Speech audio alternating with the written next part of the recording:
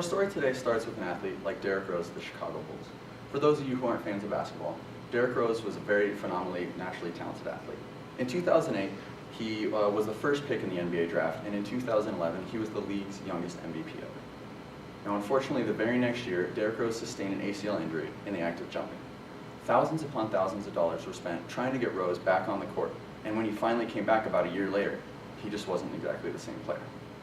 Now, we look at a common case like this, and we have to ask ourselves, can injuries like this be prevented? And more importantly, what are the warning signs that an athlete might be at risk for an injury like this?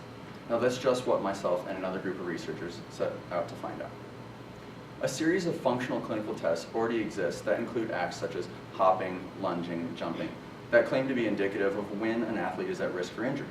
So what we did is we took a group of Division I NAU female athletes. We put them through these functional tests and then let them participate in their entire season. Now, at the end of the season, we took data from athletic training staff to see who had sustained a non-contact injury and who had not.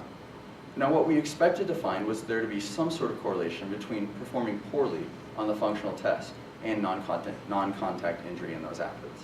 What we found wasn't necessarily the case.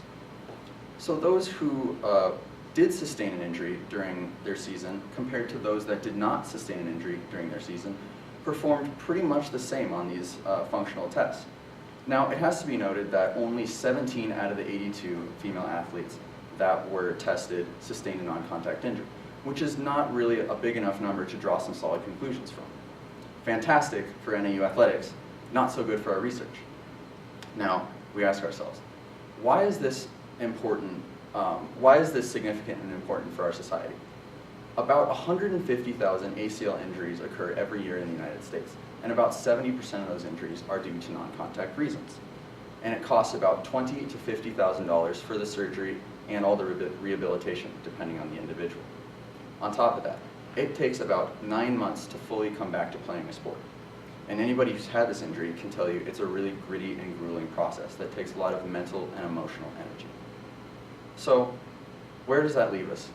We're still collecting data, still looking at athletes, still trying to find those factors that will lead us to when an athlete is more predisposed for a non-contact injury.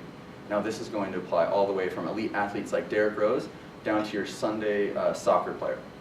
So when we do find those factors, we can start to prevent these injuries before an athlete ever has to go down that grueling road to recovery. Thank you.